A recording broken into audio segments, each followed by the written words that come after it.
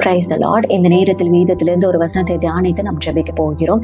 எசாயா 54:17 உனக்கு விரோதமாய் உருவாக்கப்படும் எந்த ஆயுதமும் வாய்க்காதே போம். இந்த வசனத்தில் சொல்லப்பட்டிருப்பது போல் நாம் கர்த்தருக்கு கீழ்ப்படிந்து அவருடைய பலத்தால் நாம் நிலைத்திருக்கும் பொழுது நமக்கு எதிரே வருகிற எப்படிப்பட்ட விரோதங்களோ எந்த ஒரு சூழ்ச்சிகளோ தேவனுக்கு முன்பாக வெற்றி பெற முடியாது, நம்மை ஒன்றும் செய்ய முடியாது என்று இந்த வார்த்தை நமக்கு உணர்த்துகிறது.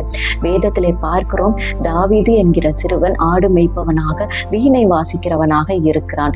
தேவனின் கட்டளைப்படி சாமுவேல் மூலமாக தாவீது அரசராவதற்கு அபிஷேகம் பெற்றான்.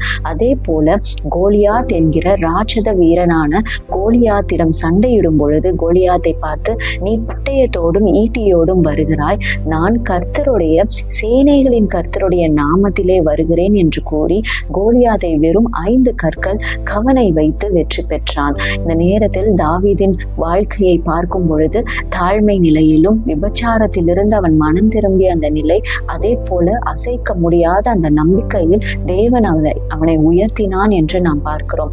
அதே போல நாமும் எப்பொழுதும் அசைக்க முடியாத நம்பிக்கையில் நாம் இருக்கும் பொழுது, நாம் பலவீனமாக இருந்தாலும் கூட தேவனை நம்பினால் அவரே நம்மை வழிநடத்தி கொண்டு செல்வார் என்று இந்த வசனத்தின் மூலம் நாம் கற்றுக்கொள்வோம்.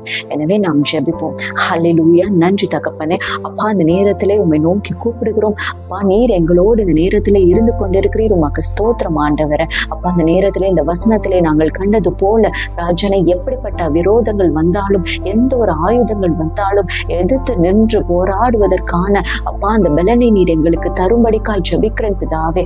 இதுவரை நாங்கள் அப்பா சோர்ந்து போய் இருந்தாலும் கூட இதற்கு மேலும் நாங்கள் சோர்ந்து போகாமல் உண்மையிலே நாங்கள் எழுந்து நின்று ஆண்டவரே எல்லா காரியத்திலும் வெற்றி பெற்று ஆண்டவரே அப்பா ஜெயித்து வருவதற்கு ராஜனை போராடி கொண்டிருக்கிற எல்லா சூழ்நிலையிலும் ஆண்டவரே, கடன் தொல்லையிலிருந்து கர்த்தாவே அப்பா பிள்ளைகளை படிக்க வைப்பதிலிருந்து ஆண்டவரே, வேலையின் காரியத்திலே கர்த்தாவே, குடும்ப வாழ்க்கையிலே அப்பா எந்த ஒரு காரியத்திலே நாங்கள் போராடி கொண்டிருந்தாலும் அந்த இடத்திலே ஆண்டவரே நீர் எங்களை உயர்த்த வேண்டும் அப்பா. நீர் எங்களை உயர்த்த போகிற உமது உன்னதமான கிருபைக்காக ஸ்தோத்திரம் ஆண்டவரே.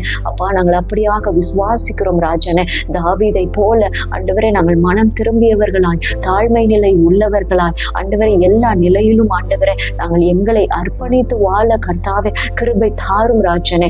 எந்த நேரத்திலும் உம்மை நோக்கி நாங்கள் கூப்பிடுகிறோம். நீர் எங்களை ஆண்டவரை உயர்த்த போகிற அந்த விசுவாசத்திற்கு நன்றி ராஜனே. இயேசுவே, இந்த நாளை நீர் ஆசீர்வதித்து கொடுத்ததற்காக ஸ்தோத்திரம். எல்லாவற்றையும் வந்து பாதத்திலே ஒப்பு கொடுத்து ஜெபிக்கிறோம். எங்கள் ஜெபம் கேளும் ஜீவனுள்ள நல்ல பிதாவே. ஆமென். Be blessed in Jesus Christ.